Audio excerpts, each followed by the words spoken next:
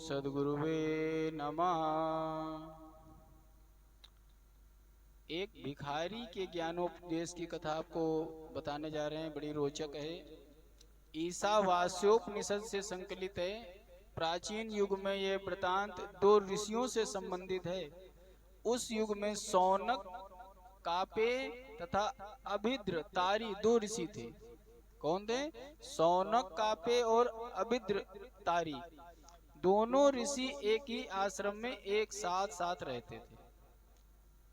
ब्रह्मचारियों को शिक्षा दीक्षा दिया करते थे। दोनों ऋषियों के आराध्य देवता जो थे वो कौन थे? वायु। वायु देवता के उपासक थे। एक बार की बात है, दोनों ऋषि दोपहर में भोजन करने बैठे। तभी एक भिक्षुक हाथ में अपना भिक्षा पात्र लिए उनके पास आया और बोला, हे ऋषिवर, मैं कई दिन से भूखा हूँ, कृपया मुझे भोजन दे दीजिए। भिखारी के कथन सुनकर दोनों ऋषियों ने उसे घूर कर देखा। बोले, हमारे पास तो यही भोजन है, और यदि हम अपने भोजन को तुझे दे देंगे तो हमारा पेट कैसे भरेगा? पहले ही हमारे पास भोजन कम है। और उनको भगा देते हैं, कहते हैं चल भाग यहाँ से, कहीं दूसरी जगह जा। अब उनकी ऐसी कड़वी वाणी सुनकर उस भिखारी ने कहा, हे ऋषिवरों, तुम ज्ञानी होकर भी ये कैसी बातें कर रहे हो? क्या तुम्हें नहीं पता है कि भूखे को भोजन कराना, प्यासे को पानी पिलाना महान कर्म है, और इन कर्मों के करने से मनुष्य महान बन जाता है, और शास्त्रों का भी यही कथन है। अतः कृपया करके मुझे भूखे को कुछ खाने को दे दो और पुण्य लाभ कमाओ।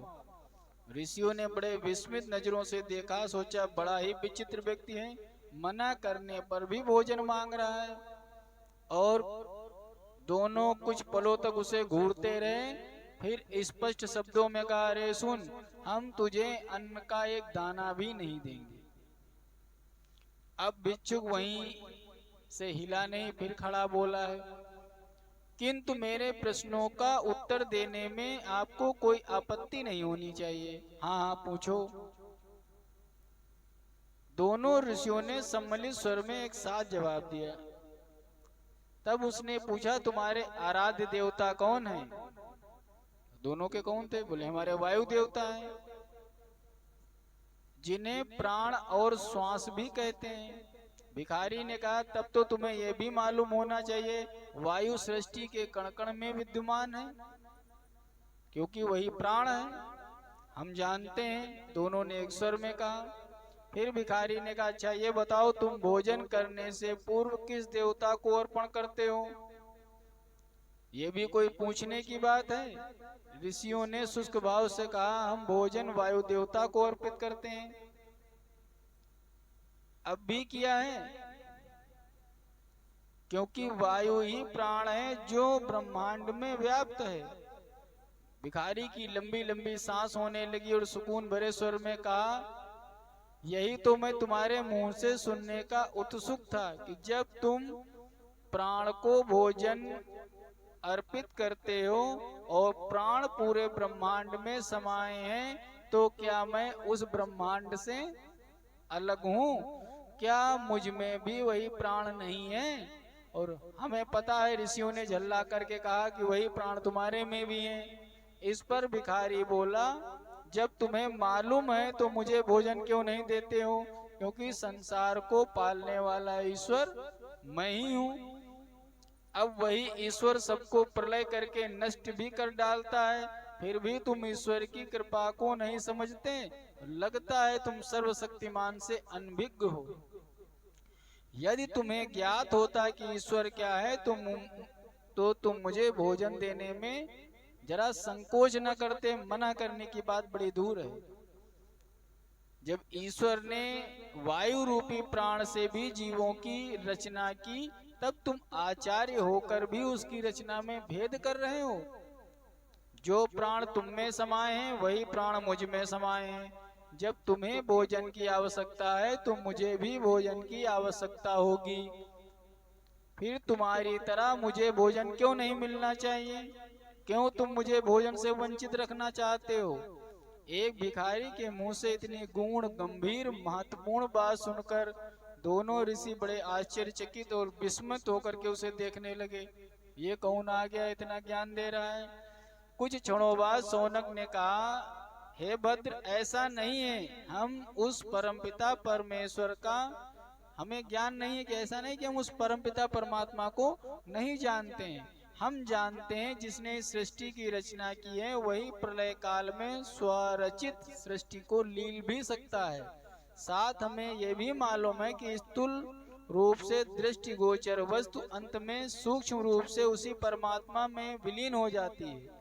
किंतु भद्र, उस परमात्मा को हमारी तरीके से भूख नहीं लगती है, ना वो हमारी तरह भोजन करता है, ना जब उसे भूख लगती है ना वो भोजन करता है, तो वो इस सृष्टि को ही भोजन के रूप में ग्रहण करता है।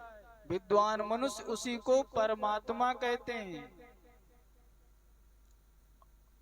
और उसी की आराधना करते हैं। तो जैसे तर्क दिया भिखारी ने, वैसे दोनों ऋषियों ने कह दिया कि परम पिता परमात्मा यही अपनी सृष्टि बनाते हैं। कैसे?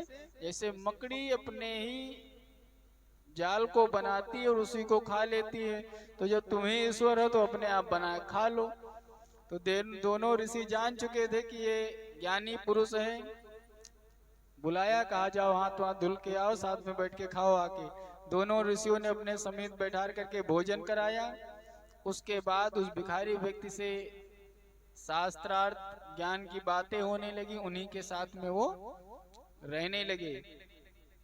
ये कथा में ज्ञान कराती है कि स्वयं को अतिश्रेष्ठ तथा दूसरे को कभी निम्न ज्ञानी समझने की भूल नहीं करनी चाहिए और सामर्थ्य होने पर किसी भी व्यक्ति की सहायता करने से पीछे नहीं होना चाहिए।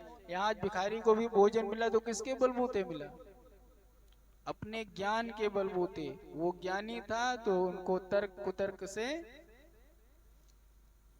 अपने बस में कर लिया और भोजन को ही प्राप्त किया। इसलिए दोनों कथाओं से क्या संबंध निकल के आता है? विद्या आपको कहीं भी नीचा नहीं दिखाती है, इसलिए यत्न पूर्वक विद्या का ग्रहण करना चाहिए। श्री राम जय जय राम।